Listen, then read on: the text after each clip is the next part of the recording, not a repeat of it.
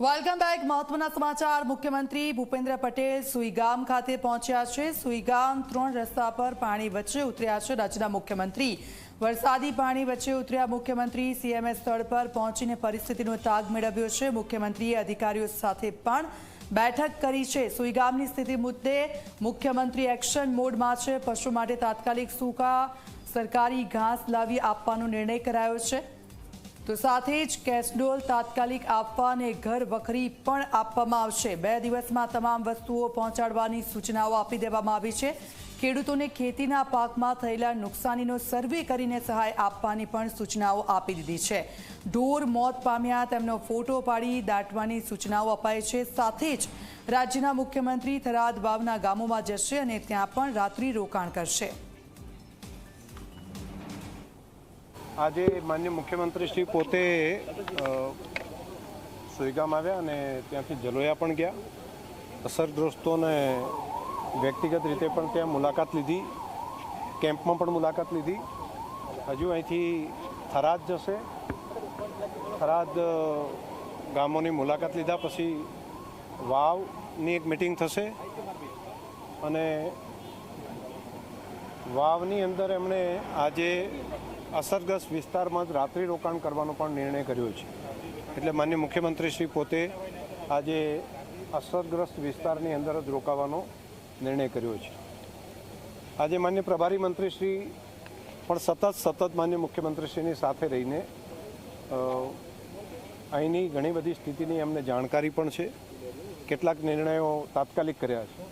એમાંનો એક નિર્ણય એ કર્યો છે કે પશુ માટે તાત્કાલિક ઘાસ લાવીને સૂકું ઘાસ ગવર્મેન્ટનું એ અસરગ્રસ્ત વિસ્તારના પશુઓ સુધી પહોંચે એના માટેની તાત્કાલિક સૂચનાઓ માનનીય મુખ્યમંત્રીશ્રીએ આપી છે। આદરણીય અધ્યક્ષશ્રી, અમારા અહીંના તમામ ધારાસભ્યશ્રીઓએ જે રજૂઆત કરી કે સાહેબ 12માં થયું, 15માં થયું, 17માં થયું અને અત્યારે 25માં થયું, આ પ્રકારના અવારનવાર આ વિસ્તારમાં પહેલાં વરસાદ નહોતો આવતો પણ અત્યારે અતિશય વરસાદ આવે છે। તો આદરણીય મુખ્યમંત્રીશ્રીએ માન્ય અધ્યક્ષશ્રીના કહેવાથી આજે એવું નક્કી કર્યું છે કે જલ્દીમાં જલ્દી આ વિસ્તારનો એક રિપોર્ટ બને અને આમાં જે કોઈ સરકારે ખર્ચો કરવો પડતો હોય, મોટું પેકેજ આપવું પડતું હોય, પણ આ વિસ્તારની અંદર કાયમી વરસાદનું પાણીનો નિકાલ થાય એ પ્રકારનું સરકારે મોટું ખરેખર એક નિર્ણય કર્યો છે। અમે બધા ગુજરાતના મુખ્યમંત્રીશ્રીનો ખૂબ આભાર માનીએ છીએ। સુઈગામમાં વરસાદના કારણે સર્જાયેલી પૂરની પરિસ્થિતિ વચ્ચે આજે રાજ્યના મુખ્યમંત્રી સુઈગામ પહોંચ્યા, જ્યાં તેઓએ જલોયા ગામ ખાતે મુલાકાત કરી, સુઈગામ આરોગ્ય કેન્દ્ર ખાતે અસરગ્રસ્ત લોકોની મુલાકાત કરી, સાથે પ્રાંત ઓફિસમાં અધિકારીઓ સાથે જરૂરી બેઠક કરીને કેટલાક મહત્વના નિર્ણય લીધા છે, જરૂરી સૂચન કર્યા છે અને સાથે તેમણે પોતાનો આ સુઈગામ બનાસકાંઠાનો પ્રવાસ પણ લંબાવ્યો છે અને હવે રાજ્યના મુખ્યમંત્રી આ સુઈગામથી થરાદના ગામોમાં વિઝિટ કરશે, સાથે વાવના ગામોમાં વિઝિટ કરશે અને ત્યાં અસરગ્રસ્ત લોકોને મળશે। પણ સાથે જે બેઠકમાં નિર્ણય લેવાયા તે અંગે આજે સુઈગામના પૂર્વ સરપંચ ને લોકો સાથે પણ વાત કરીશું। આ સરપંચજી, આપનું શું કહેવું છે? જે સૂચનો આપવામાં આવે છે, જે નિર્ણયો લેવામાં આવે છે, એક મોટું પેકેજ જાહેર કરવાની વાત સર્વે કરીને, સાથે પશુઓ માટે સહાયની વાત, કેશ ડોલ આપવાની વાત છે, પાણીના નિકાલની વાત, તમામ બાબતોની ચર્ચાથી જે તમારી ડિમાન્ડ હતી, તમે શું આમાં જોઈ રહ્યા છો? અમને પાકો વિશ્વાસ છે, સીએમ સાહેબ આવ્યા અને લોકોને વિશ્વાસ છે। પસેવરે શંકરભાઈ આવ્યા એટલે શંકરભાઈને સીએમ સાહેબ ખૂબ માને છે અને આ વિસ્તારના વાકફ છે શંકરભાઈ સાહેબ। જેમ કે રાધનપુરથી કરી 32 ગામ જાર હતા તારે અહીં શંકરભાઈ આ સુઈગામના 32 ગામ હતા અને રાધનપુર વિસ્તાર હતો। એના પછી વાવ, થરાદ અને સુઈગામ આ પણ આવી ગયો। અત્યારે સીએમ સાહેબે અમારે બધાને અમારી મુલાકાત પણ લીધી અને અમે બેઠા હતા અને ઊભા હતા અને સીએમ સાહેબે કીધું કે તમારે રજૂઆત જે કરવી હોય તમે કરો।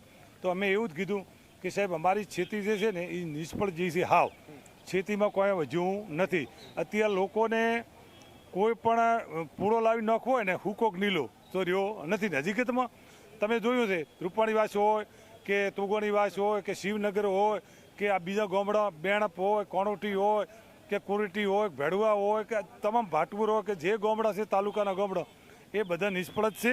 અને ખરેખર સીએમ સાહેબ ઉપર મને વિશ્વાસ છે, શંકરભાઈ સાહેબ ઉપર પણ વિશ્વાસ છે।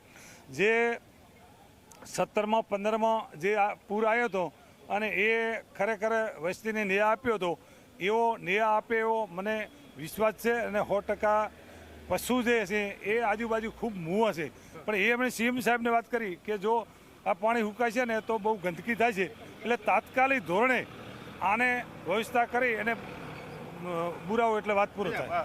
તમે કઈ રીતે જોવો છો જે મુખ્યમંત્રીએ સૂચન કર્યા, જે આદેશ આપ્યા, નિર્ણય કર્યો? સરપંચ કે ફાઇનલ છે એટલે સારો નિર્ણય કર્યો. હા સારો, બહુ સારો, બહુ સારો. કઈ હજુ ખૂટે છે?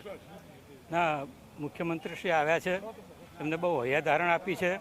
તંત્રને સૂચના આપવામાં આવી છે કે 2 દિવસની અંદર તમામ સર્વે થઈ જાય અને જે કેસ ડોળ આપવાનું છે, મૃત પશુઓ છે તો સ્થળ ઉપર જ એનો નિકાલ કરી અને એનું જે કંઈ પંચકાશ કરવાનો એ કરી નાખો અને